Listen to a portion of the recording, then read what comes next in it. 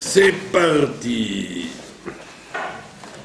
Bon, on va faire, comme d'habitude, des halachot concernant les relations entre les individus. Un problème. Et donc, Non? ça s'appelle Ilchot Niske Mamon. C'est un nouveau chapitre. D'accord. On a vu l'autre fois les problèmes de vol. Là, on va voir les problèmes de dommages. Ou alors je dois le sceller avec le scotch. Les problèmes de dommages financiers. Dommages financiers. Ilchot Niske Mamon. Les dommages qu'on fait à quelqu'un. Alors, les dommages financiers qu'on fait à quelqu'un. Alors, il vous dit dans le Shulchan Aruch, Asur le hazik mamon chavero, on n'a pas le droit d'endommager l'argent de son prochain, même si on a l'intention de le payer. D'accord? Quelqu'un prend un objet qui appartient à une personne, Ravero, et quand il prend l'objet, il le casse. Par exemple, quelqu'un est nerveux, il prend un stylo de quelqu'un, il le casse. Mais il dit, bon, c'est pas grave, je lui rembourserai de toute façon. Donc il te dit, le fait même de le casser, c'est une interdiction. On ne doit pas endommager le bien de son prochain, même si on a l'intention de lui payer par la suite. Ça arrive, un enfant qui joue avec un objet. Alors on dit, bon, laisse-le, s'il le casse, je te le rembourserai. Ben, il ne faut pas laisser. D'accord? Parce que l'enfant, c'est comme vous. D'accord? Donc c'est un principe. Il dit, c'est comme le vol. Tu ne peux pas dire, je vole dans l'intention de rendre. D'accord? J'ai besoin d'un téléphone tout de suite et la personne n'est pas là. Bon, ben, j'utilise son téléphone, après je lui payerai la communication. Tu ne peux pas utiliser quelque chose, donc ni voler, ni casser, même dans le but de réparer par la suite. D'accord? Si on le casse sans faire exprès. Alors, si on le casse sans faire exprès, si la personne est comment on dit, macpite, comme on dit, elle y tient, elle te dit, ah non, tu m'excuses, tu me le rembourses. Ben, tu ne dois pas dire, oh, que tu es vraiment pour un verre à 3 shekels, ben, je dis, oui, je te rembourse. Même si on ne fait pas exprès, puisqu'on a fait un ézec. On ne parle pas de préméditation, on parle de résultat. Le résultat, c'est que tu l'as cassé. D'accord? Maintenant, si la personne, elle est large, ok. Mais en général, les gens, ils sont comme on dit, ils sont vaches. C'est oh, il va voir que vous disiez, rembourse-le-moi. Hein? Tout le monde va le savoir. D'accord? Tu te rends compte? Je lui ai cassé un stylo à 3 shekels, elle m'a dit, rembourse-le-moi, elle n'a pas honte, Ben oui, elle n'a pas honte, ben moi. C'est vous qui êtes en tort, c'est pas la personne. On n'est pas obligé de dire, bon, ben, comme on est copains, alors tu payeras pas. On peut très bien dire, ben, même si on est copains, tu payeras quand même. Et on ne doit pas se vexer pour ça. Les ex, c'est les ex. Donc ça arrive dans un état d'occasion. Maintenant, il te dit quelque chose qu'on ne voit pas ailleurs. Il te dit même provoquer un dommage, c'est interdit aussi. On voit bien que l'igrom, gramma. On voit bien que dans beaucoup de lois, la chose elle-même, elle est interdite, mais provoquer, ça a des aspects de permission. Comme dans les lois de Shabbat. Quand vous faites une interdiction avec les mains, c'est une chose. Mais si vous provoquez que la chose se fasse, vous avez le droit. Dans beaucoup de choses, on vous laisse faire. Gramme. Provoquez que. Par exemple, s'il y a du feu qui commence à prendre, vous mettez de l'eau autour du feu, vous provoquez que ça va s'éteindre. Vous n'avez pas éteint directement, vous n'avez pas mis de l'eau sur le feu pour éteindre. Vous avez mis de l'eau autour pour pas que ça se répande. Donc vous avez provoqué que ça s'éteigne. Et pourtant on a le droit de faire ça à Shabbat. Donc on voit bien que dans beaucoup de cas, le gramma, il est soit permis, soit en tous les cas dispensé de punition. Alors que dans les lois d'argent, si vous provoquez, vous n'êtes pas punissable des lois humaines, mais vous êtes punissable des lois divines. Ce qui fait plus mal. D'accord? Donc, pas seulement d'endommager l'argent du prochain, c'est interdit, mais le provoquer la perte du prochain, c'est aussi interdit. Et pas seulement dans l'action, mais même dans la parole. Donc on va voir, c'est un grand clal dans les dommages financiers, que même dans la parole, tu n'as pas le droit. Écoutez bien le cas qu'il donne.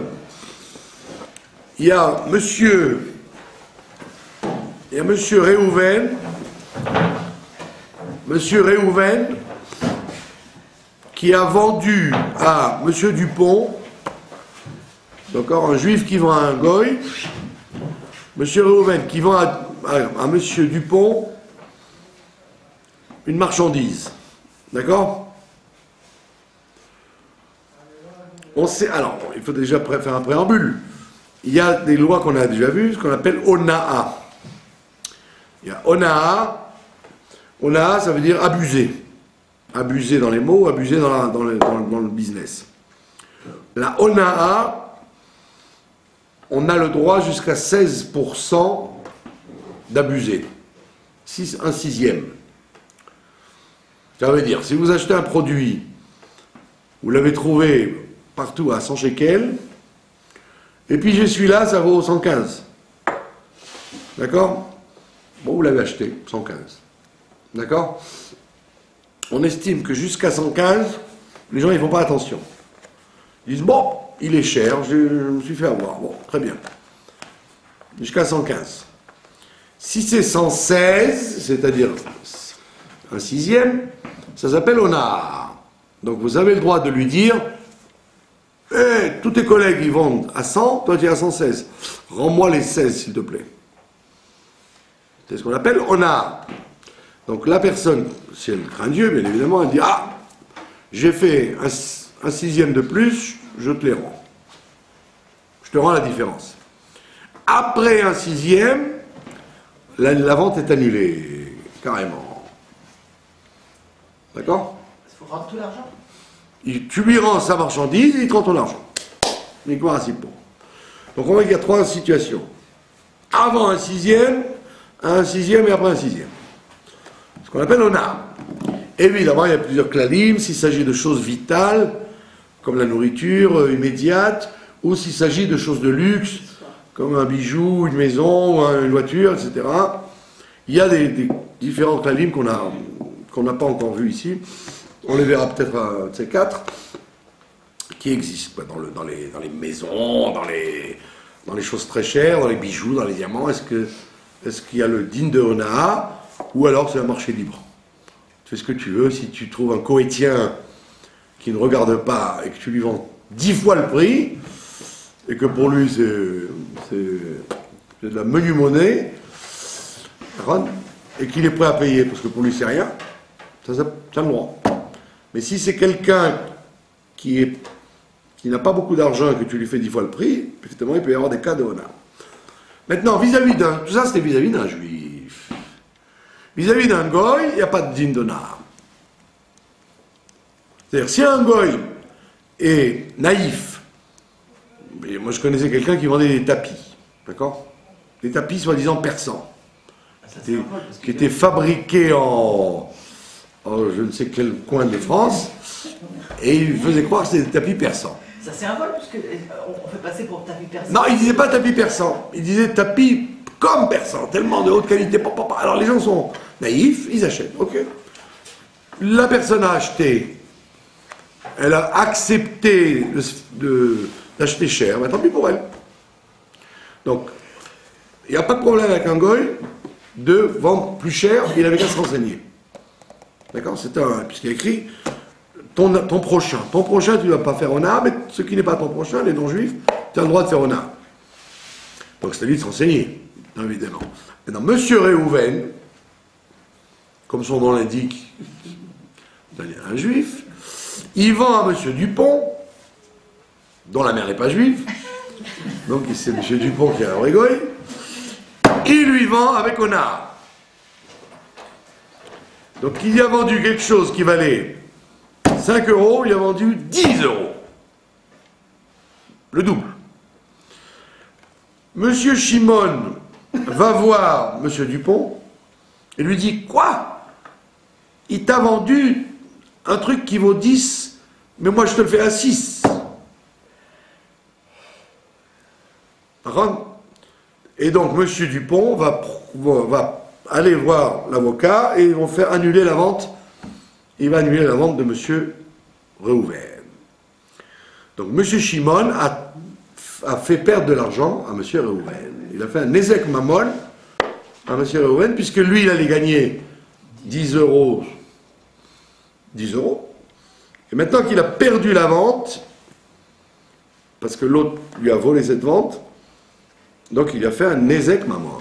Donc on n'a pas le droit ni de faire un dommage financier, ni de provoquer le dommage financier. Qu'est-ce qu'il a fait? Il a provoqué le dommage financier en allant voir M. Dupont en lui disant: il vous a roulé, moi je vous le fais à 6, pourquoi vous voulez vous payer à 10? Donc tu aurais dit: c'est de bonne guerre. C'est pas de bonne guerre du tout. Il a transgressé l'interdiction de provoquer un dommage financier à son prochain. D'accord? Vous avez compris le cas de figure? Donc, si un supermarché vient s'installer dans la rue où il y a une macolette, ça arrive souvent, ça. Là, maintenant, vous parlez d'un autre problème qui s'appelle le problème de Assagat Gvoul, le problème de la concurrence. Concurrence loyale ou déloyale. Ça, c'est un autre problème. Ça, c'est tranché dans la halakha, que si c'est un endroit où il n'y a à manger que pour une macolette, comme dans un petit yishuv, par exemple, un petit yishuv, s'il y a 2 macolettes, il y a trop. Parce qu'ils sont sans famille. Donc une macolette suffit. D'accord? Donc si vous ouvrez une macolette dans le yishuv, on va vous la faire fermer. Vous n'avez pas provoqué un nezek mamon, vous avez fait asakat gvul. Vous avez dépassé la limite de votre prochain. Ça, vous n'avez pas le droit de faire. Mais si c'est dans un grand yishuv, comme Jérusalem, Tel Aviv, New York, Paris, là, au contraire, même s'il y a 100 macolettes, on vous dit: ben, Vakasha, au contraire, mets-toi à côté, comme ça, tout le monde peut choisir. Puisqu'il y a suffisamment de population pour nourrir tout le monde. Donc, tout dépend du cas de figure. Si c'est un endroit très passant, ou un endroit, la zone. Vous avez compris? Donc, c'est ce qui s'était passé avec le Chavetz Chaim, qui avait ouvert une macolette dans son bled. Et il avait une macolette parce qu'il y avait assez à manger pour 2 en plus. Et comme c'était le Chavetz Chaim, tout le monde allait chez lui. Et donc l'autre, il n'avait plus rien, donc il a fermé sa macolette. Je n'en connais pas beaucoup qui auraient fait comme ça. D'accord? Donc lui, il a fait en plus en sachant qu'il y avait de quoi faire travailler deux épiceries. D'accord? Donc ça, c'est un autre problème ce que vous soulevez. C'est pas un Nezek Mamon, c'est ce qu'on appelle voler le territoire d'un autre. D'accord? Comme tous les marchands de meubles sont au Faubourg Saint-Antoine, d'accord? Et comme tous les kiosques qui sont à Ben Yehuda, ils ne vont pas s'installer dans un quartier où il n'y a personne qui passe. Donc vous avez le droit, quand c'est un très grand passage, de vous mettre l'un à côté de l'autre, ça ne gêne pas. Maintenant, on ne parle pas de ça, on parle de Nezek. Donc Nezek, il nous a donné un exemple très spécial, l'exemple du juif Réhouven avec Shimon, et lui intervient dans la vente que Réhouven avait faite avec M. Dupont. Donc il avait le droit de lui faire 2 fois plus cher. M. Dupont avait qu'à vérifier. Il n'a pas vérifié. Donc, bien fait pour sa tête. D'accord? Donc lui vient lui dire, mais c'est honnête, il a abusé de toi, annule la vente, achète chez moi. Vous lui avez provoqué un ézec mamoine. D'accord? Et c'est très grave, parce que vous voyez ça dans beaucoup de corps de métier, beaucoup de situations où, dès qu'il y a la négociation qui est déjà entamée sérieusement, si vous intervenez, vous faites l'ézec mamoine. Vous le prenez à la vente. Quand la négociation est déjà commencée, ça veut dire. Vous prenez 2 agents immobiliers, si la première personne, elle a déjà signé, par exemple, un rappel, un zichron devarim, ce qu'on appelle, un début. Promesse de vente. Promesse de vente, vous ne pouvez pas intervenir en disant, moi je te vends $10 000 de moins. C'est fini. Ça s'appelle provoquer Nezek Mamon. Et donc, on a dit la différence entre les autres halachot, Shabbat, etc., ou le crime, dans le crime par exemple. Si vous provoquez qu'il y a un mort, ou pas vous, si quelqu'un provoque la mort, il est dispensé. Il n'est pas puni. Parce qu'il n'a fait que provoquer. Comment ça? Ouais, il n'y a que quand on tue réellement qu'on est coupable. Mais si on provoque, d'accord? Mais comment? C'est quand tu mets un pot de fleurs au-dessus et le pot de fleurs tombe sur la tête de quelqu'un. Voilà. Tu as provoqué, c'est pas grave? Tu as provoqué. Quand on provoque, c'est moins grave dans les autres dynimes que dans les ekmamot. Bien, pour Shabbat, tout ce que vous voulez, quand c'est provoqué, tout dépend évidemment du degré de provocation. On parle d'une provocation, par négligence, ou une provocation qui est comme une préméditation. Comme un pot de fleurs trop lourd avec du vent, quand il y a des gens qui passent. D'accord? Alors, il y a des provocations qui ressemblent à de la préméditation. Mais en règle générale, provoquer la chose, même en droit occidental, quoi. C'est jamais condamné. Alors qu'ici, vous voyez que oui, on vous dit que des cieux, tu seras condamné. Parce que tu n'as pas fait tu n'as pas volé l'argent de ton voisin, tu ne lui as pas fait un dommage, mais tu as provoqué qu'il ait un dommage, puisque tu as parlé à M. Dupont. Donc tu as parlé sérieusement à M. Dupont, en lui disant, venez chez moi. D'accord? Donc on voit ça dans beaucoup de cas de figure dans la rue, quoi. Je comprends pas. Par exemple, quand tu es en voiture, quelqu'un est en voiture, il provoque un accident. D'accord? S'il est... de tuer, la personne est allée sur la chaussée. Non, on est dans le Nezek Maman, on ne va pas rentrer dans tous les cas de figure. On a dit qu'il y a une différenciation entre la préméditation, ce qui est proche de la préméditation, comme par exemple quelqu'un qui a bu et qui conduit, ça provoque, ça gramma, le fait qu'il provoque le truc, est plus proche de la préméditation que... On ne parle pas de quand c'est proche de la préméditation. C'est-à-dire que j'ai fait tout pour que ça arrive, quoi. On ne parle pas que ça, tu as fait tout pour que ça arrive. D'accord? Mais tu es trompé, ou il y a plein de cas d'erreurs médicales, il y a plein de choses qui sont comme ça où on est dispensé. Alors qu'ici, non. D'après le ciel, on ne payera pas parce qu'il dira, ben, j'ai rien fait. Le gars, il avait qu'à pas m'écouter, M. Dupont. Il m'a écouté, ben, tant pis pour lui. Alors on dit, d'après dans ce monde-là, on peut rien faire, mais dans l'autre monde, on te fera. Donc, bidé jamaïm, c'est-à-dire qu'il va avoir des problèmes par un autre biais. D'accord? Donc vous voyez ça aussi dans la téléphonie, par exemple, en ce moment. Il y a beaucoup de gens qui font de la téléphonie ou qui sont vendeurs dans un magasin. D'accord? Si dans la téléphonie, par exemple, un cas qui arrive souvent, quelqu'un téléphone, dit je voudrais parler à M. Cohen.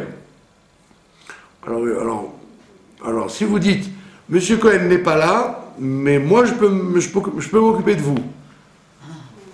Vous n'avez pas le droit de faire ça. Il faut lui dire, si vous avez demandé à M. Cohen, c'était à lui de faire la vente.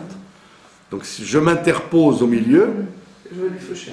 donc je lui ai fauché à un client, j'ai fait des ekmamon. Donc il faut, c'est pour ça que dans les compagnies qui sont sérieuses, dans les contrats, il marque tout. Vous n'avez pas le droit de réceptionner un téléphone qui n'est pas à vous, par exemple.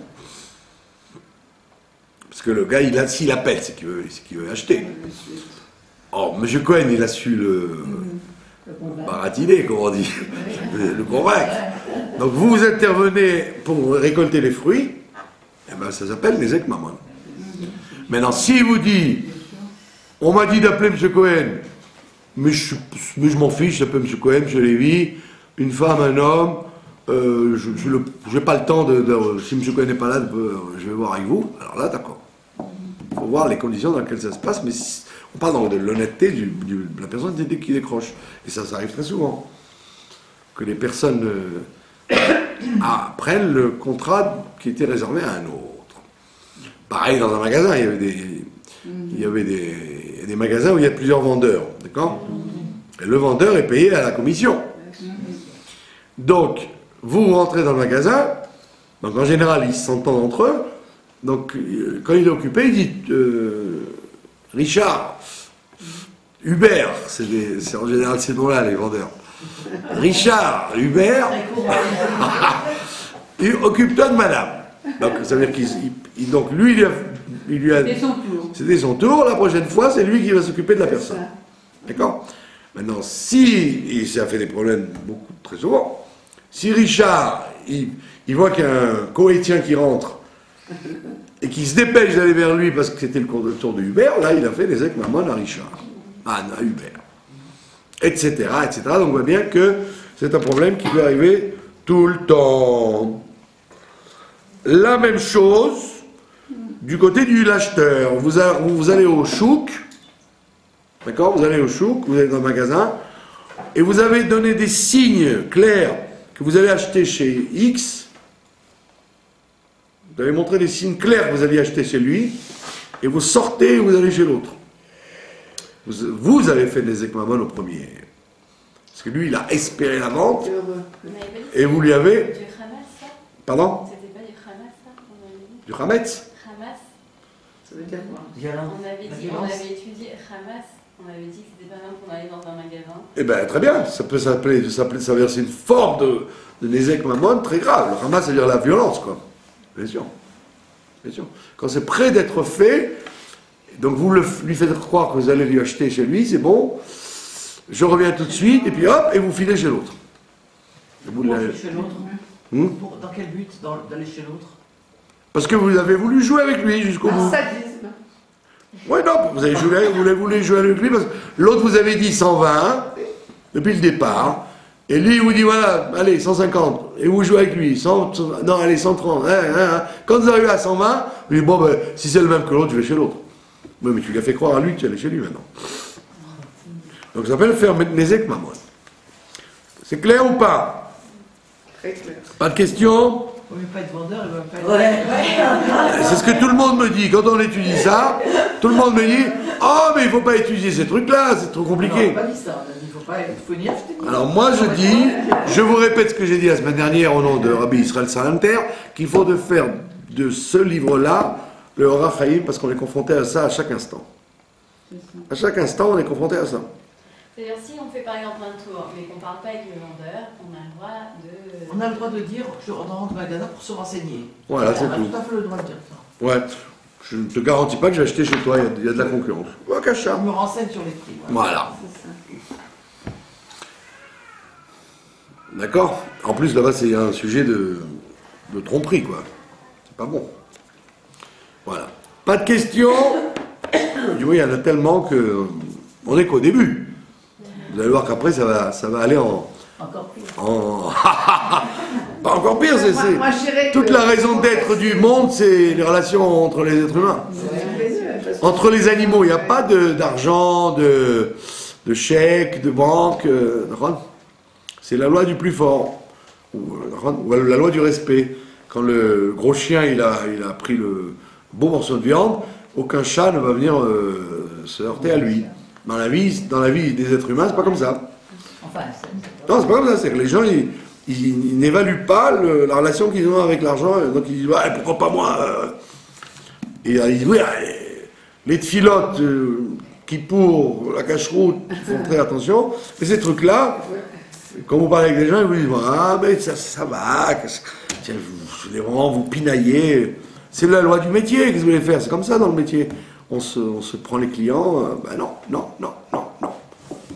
C'est pour ça qu'il y a des prud'hommes, c'est pour ça qu'il y a des assassinats, qu'il y a des règlements de compte, parce que justement les gens ne respectent pas ces halakhot. Ils pensent que c'est des histoires de... On s'arrangera, vous voyez, comme un patron qui vous engage et qui vous dit on s'arrangera, là, changez de trottoir. le chauffeur de taxi qui dira ne vous inquiétez pas pour le prix. Voilà. Quand quelqu'un vous dit on s'arrangera, ne faites aucune affaire avec cette personne. Il vaut mieux que les personnes vous disent clair ce qu'elle veut, qu'on s'arrangera. D'accord? Ce qui est un sourd, de toute façon c'est interdit. D'après la halakha, quand on fait un travail, il faut fixer à l'avance combien on va payer. Mais on s'arrangera. C'est le patron juif classique qui, à la fin du mois, s'arrangera très mal. Voilà. Très bien. Ben oui. Donc on voit bien que c'est typiquement humain, ces histoires-là. On retrouve ça nulle part. Chez aucun animal, aucun... D'accord? Et dans les civilisations les plus primitives jusqu'aux plus évoluées, ben, on est confronté à ça tous les jours. D'accord? Il y avait ici un monsieur qui avait une boîte de thon qu'il voulait réserver à son petit déjeuner. L'autre, il voulait une boîte de thon, il a dit, bon, je vais la lui manger parce qu'il n'est pas là, et après, j'irai lui acheter la même boîte de thon. Avait-il le droit de le faire ça? Non. Parce que ça s'appelle Gezel, tu as pris quelque chose sans l'autorisation, même si tu vas le rembourser par la suite. Mais les gens considèrent que ce n'est pas une interdiction alors que c'en est une. Voilà, aujourd'hui on va faire la parashat Shavua. Vous savez très bien que la les parachutes qu'on va voir, les 4 parachutes qu'on va voir, traitent la construction du tabernacle, du Mishkan, et ça tombe en règle générale dans la période de Purim. Sauf quand il y a 2 mois d'Adar, où les parachutes les korbanot sont liés avec Purim. Mais en règle générale, quand il n'y a qu'un seul mois d'Adar, c'est les textes qui parlent du Mishkan qui touchent toujours Purim. Et donc on va rejoindre l'un avec l'autre. Alors vous savez bien que dès qu'Adar rentre, Mishenichnas Adar, Marbim Besimcha, dès que Adar arrive, on doit rajouter dans la joie. Je vous raconte une petite anecdote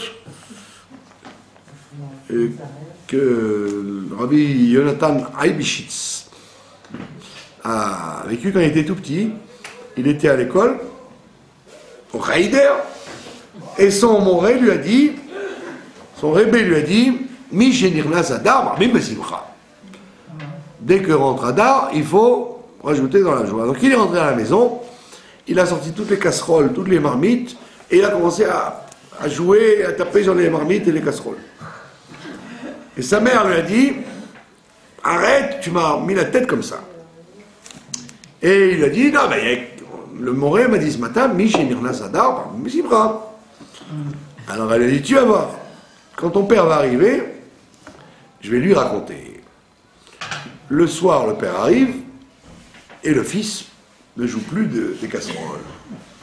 Donc, la mère raconte au père qu'il n'a pas arrêté toute la journée de jouer des casseroles. Alors le père, il va vers le fils, il lui dit, Jonathan, qu'est-ce qui s'est passé aujourd'hui? Il dit, j'étais au Reder, on m'a appris, Mishenirnas Adar, Marbim Besimcha. Alors j'ai joué des casseroles toute la journée. Il a dit, pourquoi quand je suis arrivé, tu as arrêté? Si c'est vrai, il fallait continuer. Alors il dit, non, parce qu'il y a écrit, Mishenirnas Av, Memaatim Besimcha.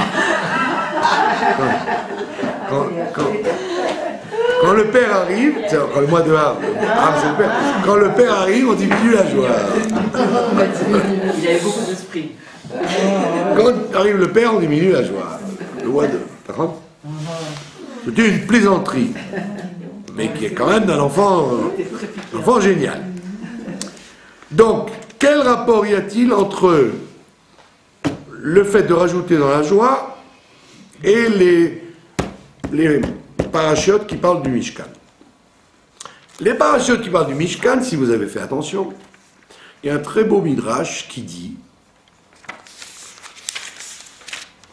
sur le pasouk, le premier pasouk, il est écrit là-bas, parle aux enfants d'Israël, veikrou litroma, ils prélèveront pour moi des dons, mais kol ish Israël, de toute personne, asher idvenu libo, qui aura l'intention de donner, tikrou et terumati, vous prélèverez mon offrande. D'accord? Donc il y a cette notion de nedivut, de gentillesse, de bonté, de générosité, nedivut. D'accord? Le Midrash, il dit une chose intelligente, très intéressante au niveau du jeu de mots. Il y a écrit 6 fois dans la Torah, dans tout le Tanakh, il y a écrit 6 fois le mot Yedid. Yedid. Yedid, ça veut dire l'ami. Mais Yadid, c'est en même temps les initiales de Yad. La main qui donne à la main. La main qui est tendue et la main qui donne à l'autre. C'est ça, Yedid. C'est quelqu'un qui est main dans la main, comme on dit. Quelqu'un qui est main dans la main. Cette solidarité. Yedidout. Il y a écrit 6 fois Yedid. La première fois, c'est à propos de Binyamin. Yedid. Il est l'ami de Dieu. Yedid. Dans Binyamin, dans les bénédictions de Binyamin. Une autre fois, il y a écrit, dans les prophètes, il y a écrit sur Abraham qu'il était Yedid de Dieu, donc main dans la main avec Dieu. Il y a écrit sur Shlomo Amelech, Yedidia, il s'appelait Yedidia. C'est Shlomo Amelech.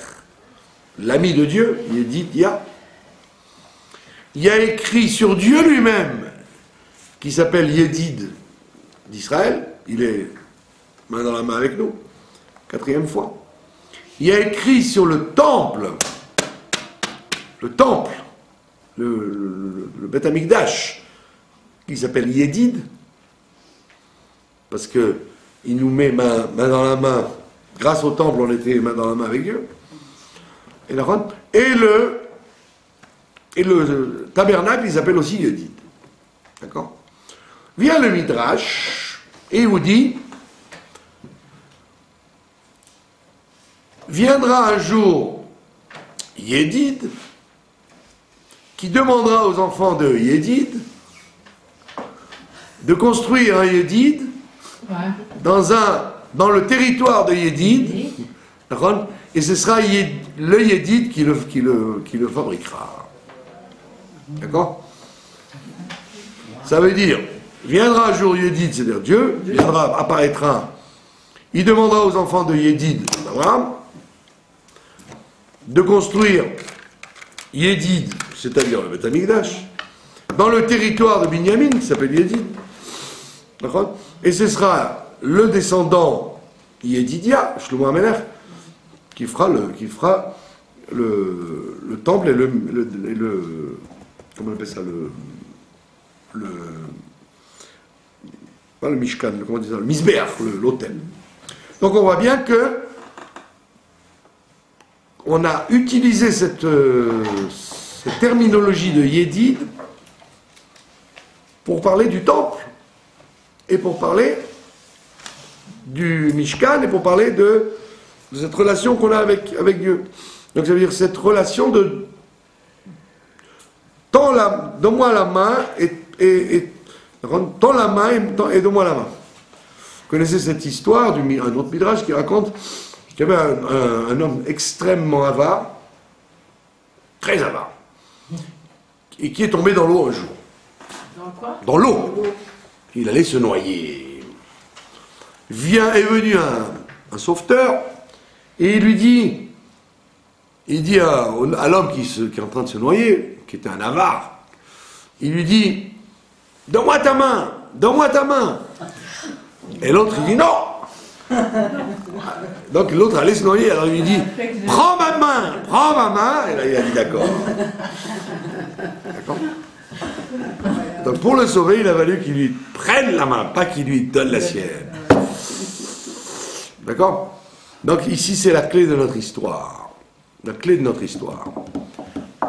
On voit bien que, et ça vous pouvez le vérifier dans votre vie, que la joie de recevoir est beaucoup plus faible que la joie de donner. D'accord? Quand quelqu'un reçoit, sur le coup, il est très content, mais après, il a un sentiment de frustration, en fait. C'est pour ça que les ingrats, les gens qui sont ingrats, c'est justement des gens qui ont toujours reçu, donc ils sont dégoûtés parce qu'ils ont tout le temps reçu. Après, ils réagissent, il y a une espèce de rejet de la personne qui leur a beaucoup donné. C'est une chose qu'on peut rencontrer dans sa vie. D'accord? Alors que celui qui donne, au moment où il donne, à moins d'avoir une nature comme Abraham Avinu, qui était tout le temps à donner, mais quelqu'un qui se travaille, quand il donne, bah, il se sépare de quelque chose qu'il aurait pu se payer, comme il dit le Tanya, le fait que tu aurais pu t'acheter Chaye Nafsho, tu aurais pu t'acheter quelque chose avec cet argent, et que tu l'as donné à quelqu'un d'autre, ça t'a fait quelque part un peu mal. Tu aurais pu t'acheter une 100 shekels de choses qui te font plaisir, et tu les as donnés à quelqu'un parce qu'il en avait besoin. Donc, il y a un petit pincement au cœur d'avoir donné. Mais après, tu as une satisfaction éternelle. Donc, le fait de donner rend plus heureux que le fait de recevoir. Et c'est pourquoi il y a écrit que l'être humain, il est là, il est venu pour donner. Il n'a ça. Plus que ça. Le Rav Kook, j'ai entendu ça au nom du Rav Kook, dont je n'ai pas dont je connais très peu les écrits. Il y a quelqu'un qui a cité au nom du Rav Kook que ce qui est écrit dans Moreh Nevuchim, dans le Guide des Égarés, il y a écrit que une créature se trouve son plaisir dans la chose pourquoi elle est faite. Une créature, quelle qu'elle soit, ne trouve son plaisir que quand elle fait ce pourquoi elle est faite. D'accord? Donc quelque chose qui est contre nature ne fait pas plaisir. Donc vous prenez, que ce soit les végétaux, les minéraux, les animaux, les êtres humains, ne trouveront leur satisfaction que quand ils feront ce pourquoi ils sont faits. Or il dit, l'être humain, il est fait pour donner. Et donc, le plus grand délice de l'homme, c'est de donner, puisque c'est pour ça qu'il a été créé. Pour donner. Comme ça qu'il voit sa plénitude. Et c'est pour ça qu'on vient ici vous dire Asher idvenu libo, que la personne, quand elle va se donner en donnant les différents matériaux de la construction du Mishkan, c'est là qu'il va y avoir une vraie joie. La vraie joie. Pourquoi? Parce qu'il y a yad et yad. J'ai la main qui donne, et il y a une main qui reçoit, parce que s'il n'y a aucune main qui reçoit, je ne peux pas avoir de plaisir à donner. Évidemment, si je jette par la fenêtre un cadeau ou de l'argent, je n'ai pas de simcha de ça. Bon, la joie ne peut venir que s'il y a un récepteur qui accepte avec plaisir ce qu'on lui donne. Donc il faut qu'il y ait une relation de yédid. Que moi je donne, et comme ça, je donne à une main qui reçoit. Donc je suis content de donner, et en face il y a quelqu'un qui est content de recevoir. Et c'est pourquoi on te dit, quand tu donnes, tu as le sentiment de te démunir de quelque chose. En réalité, quand tu donnes, tu reçois encore plus. Au niveau de ton nefesh, tu as une plénitude de toi-même plus grande que quand tu reçois. Et c'est la raison pour laquelle vous connaissez le Midrash qui dit quand Dieu a envoyé la manne, en même temps qu'il y avait la manne, il y avait des cadeaux avec. Donc les gens très méritants, en même temps que leur manne, il y avait des diamants, des perles précieuses. Les gens moins méritants, il y avait de l'or. Et les gens pas méritants, ben, il y avait de l'argent et du cuivre. Donc ils prenaient leur part de manne, et puis quand ils avaient tamisé leur manne, eh ben, ils se retrouvaient avec des diamants, des choses extraordinaires. Et donc, ils s'enrichissaient encore plus que ce qu'ils avaient amené depuis l'Égypte. Donc tous les jours, ils avaient la satisfaction, en plus de manger, de boire, etc., de devenir l'oncle Picsou, d'accumuler des richesses. Non, mais c'est connu que les gens adorent il n'y a pas que les femmes. Les êtres humains, ils adorent les pierres, les pierres précieuses. Non, mais la possession de choses de valeur. Un bonbon, il s'en fichera un enfant, il s'en fichera d'un diamant. Donne-lui un caramel, il préfère un caramel. Mais quand une personne commence à grandir, il y a des enfants là qui me disaient je suis content parce qu'il y a Pourim, mais je vais pouvoir ramasser de l'argent. Les enfants, ils ramassent de Mei Pourim. Donc lui, Pourim, c'est pas la victoire du bien sur le mal, Rajvéroche, non, c'est qu'il va pouvoir recevoir de Mei Pourim. J'ai dit, c'est marrant parce que les enfants, ils sont pas. Ils sont matériels, quoi. Ils sont pas fous. D'accord ?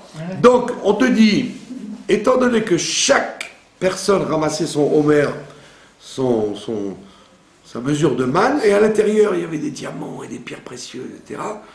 On dit, pourquoi le bon Dieu, il n'a pas fait pareil? Il avait qu'à lancer une pluie d'or, d'argent, de laine écarlate, etc., lancer tout ça, et dire à Moshe Rabbeinu, bon, allez hop, mettez-vous au travail, construisez maintenant. On voit, non, pas du tout. Il demande aux gens d'amener. Pourquoi le bon Dieu, il a besoin de leur dire aux gens d'amener, qu'ils amènent eux-mêmes? Pourquoi il n'a pas provoqué un miracle et qu'on n'ait plus qu'une chose à faire de fabriquer le Mishkan? Et on dit non.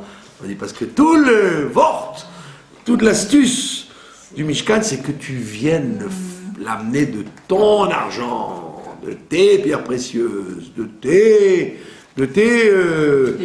biens. Asher idvenu libo, il faut que tu donnes de toi. Et on voit qu'ils ont été très généreux, ils l'ont fait très très grassement.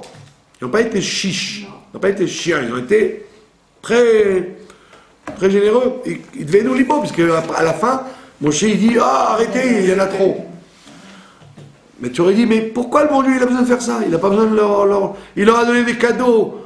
Alors continue à leur envoyer ce qu'il faut. Non, il faut qu'eux ils amènent. Et c'est le lien qu'il y a avec le mois de Hadar. Le mois de Hadar, c'est qu'on te dit Mishenirnas Hadar Marbim Besimcha, la vraie joie ne peut provenir, ne peut proférer que du fait de donner. Le fait que tu donnes, comme on te dit dans la première paracha du mois d'Adar, le fait que tu donnes, c'est ça qui va t'amener la vraie joie.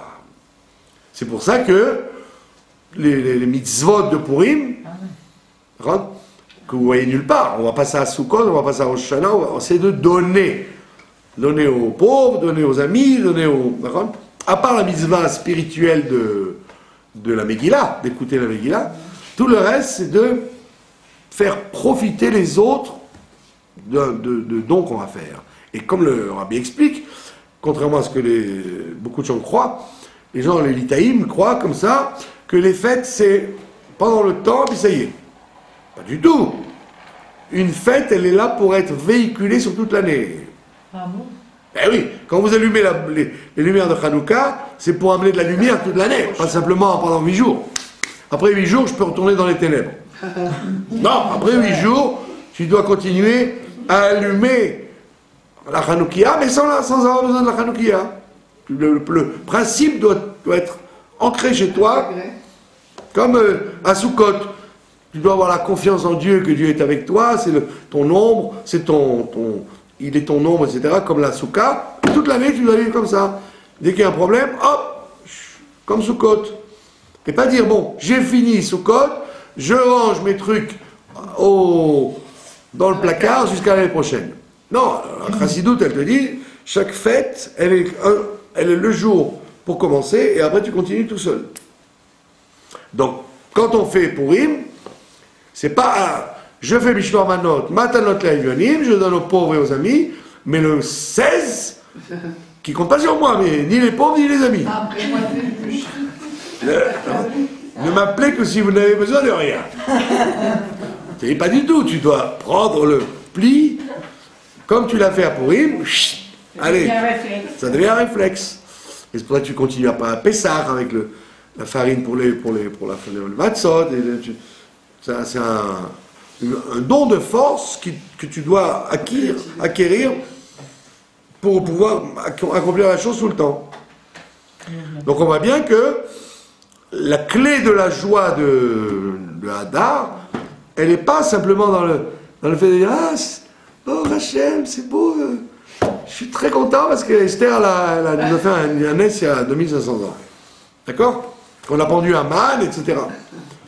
Je dis non, la vraie joie de Purim ne peut provenir, enfin la vraie joie du mois d'Adar ne peut provenir que si tu prends le réflexe de décider de donner davantage, pas seulement à toi, parce qu'à soi aussi il faut donner. Il n'y a pas un sujet de même se faire plaisir à soi. Les gens qui sont de bonne humeur, c'est rare qu'ils soient de bonne humeur avec les autres et avec eux-mêmes, non. Quand les gens ils aiment bien inviter pour manger, etc., aussi ils goûtent. Ils disent non, moi je me fais souffrir, je ne mange pas. Je donne aux autres. Non, moi aussi je goûte, mais mon plaisir c'est aussi de donner aux autres. Donc on voit bien que la netina, c'est la clé de l'être humain. Un homme qui ne fait que recevoir, il n'est jamais heureux. Il n'est jamais heureux. Parce que une fois qu'il a reçu, il dit je vais encore recevoir. Donc il y a une macroute à filou. Il y a une drogue qui fait que je veux recevoir et encore plus. Donc ça devient de plus en plus fort. Mais en réalité, on ne touche jamais la satisfaction réelle. Puisqu'il a eu. Il a eu. Donc c'est son ego qui est satisfait pendant un instant, puis après, la seconde d'après, ça ne suffit plus. Alors que quand il donne, il est heureux plusieurs temps, un temps long, très long. J'ai entendu une histoire d'un monsieur qui racontait que il n'avait pas dormi de la nuit et il était à Ashkelon et il devait rentrer à Bnei Brak pour Shabbat. Et puis il était très fatigué au volant. Il arrive sur la route d'Ashkelon, il voit quelqu'un style orthodoxe. Il lui dit vous allez à Bnei Brak? Il dit oui. Eh bien voilà, monte avec moi en voiture. Je te prends en stop, en tramp. Le monsieur monte avec lui en voiture. Et le conducteur lui dit merci beaucoup. Alors l'autre dit pourquoi merci beaucoup? Il dit c'est moi qui te remercie, tu m'épargnes le voyage vendredi en plus. Il dit non parce que moi je te fais une petite mitzvah, ça va durer 1 heure le voyage, mais toi tu me donnes pour l'éternité la mitzvah de t'avoir aidé. Moi je t'ai aidé pour l'éternité. En t'invitant pour 1 heure, j'ai reçu un cadeau d'éternité alors que toi tu as gagné un cadeau qui dure qu'1 heure. Et donc c'était bien. Et puis sur la route, le monsieur qui n'avait pas dormi de la nuit commençait à s'endormir. Et l'autre il a dit ouh là là, il faut qu'on arrive à bon port. Il lui dit tu sais moi j'ai le permis aussi, si tu veux. Monte derrière, moi je conduis, j'arrive à la maison. Alors il dit ah oui je veux bien parce que je suis épuisé. Et donc il s'endort derrière, tranquillement, et l'autre arrive, et puis arrivé chez lui, il lui fait ça y est, on est arrivé. Alors il lui dit tu vois en plus que tu m'as sauvé la vie parce que j'aurais pu avoir un accident de voiture. Moi qui croyais faire une mitzvah et te rendre service, c'est en fin de compte toi qui m'as rendu service. Donc on voit qu'on a, qu'en donnant, non seulement il a reçu encore plus dans ce monde-là et dans l'autre monde. Alors qu'à l'origine, c'est rien qu'un don qu'il voulait faire. Et ça, c'est un exemple très fort qu'on voit dans la vie, que quand tu donnes, tu as le sentiment sur le coup d'être perdant, tu perds quelque chose, mais en vérité, très vite, tu es content. Tu es content. Le sentiment de tristesse se remplace par un sentiment de joie, et c'est un sentiment qui doit te continuer toute ta vie. Et donc c'est pour ça qu'on a dit, Asher idvenu libo, les gens doivent apprendre à fabriquer le Mishkan. Le Mishkan d'aujourd'hui, évidemment, c'est la relation Ben Adam Lachavero, c'est entre les individus. Plus qu'on donne à Dieu, parce qu'est-ce qu'on peut lui donner à Dieu? Des tfilot, des mitzvot, mais le plus fort, c'est le don qu'on fait aux êtres humains. D'accord? Quand tu donnes à quelqu'un, des fois 10 shekels, il est très heureux, alors que toi, ça t'a pas fait grand-chose de les perdre. Mais lui, il a été très heureux. Donc la joie que tu as provoquée chez l'autre, tu as fait un yédid, tu as fait une relation d'amitié entre toi et lui, et donc automatiquement, tu fais une relation d'amitié entre le monde et Dieu, etc., etc. Et c'est la bénédiction vient de là. Et c'est pour ça que, si on peut se permettre, les civilisations qui encouragent l'homosexualité, c'est des civilisations, oui, qui encouragent en réalité l'égoïsme crasse. Parce que l'homosexualité, c'est un truc que je ne donne qu'à moi. Je donne à moi, à mon image. Je ne donne pas à quelqu'un qui est différent de moi. La preuve, c'est qu'il ne peut pas y avoir d'enfants dans l'homosexualité. D'accord? Donc, c'est des civilisations qui disparaissent parce qu'elles ne sont plus capables de donner, elles ne sont capables que de pomper pour elles-mêmes. Et oi va voy, si la République française m'entend, je pourrais aller en prison pour avoir dit ça, que l'homosexualité est une démonstration de l'ego au lieu d'être une démonstration de construction vis-à-vis de l'autre. Et c'est très significatif du monde occidental où on ne parle que de recevoir. Donner, c'est un truc c'est un perdant qui donne. On doit de recevoir. D'accord? Donc il faut donc s'habituer, avoir le réflexe de donner, et donc automatiquement, c'est plus facile d'être dans la joie dans le mois de Hadar. Je vous remercie de votre attention. Oh, magnifique. Aïe.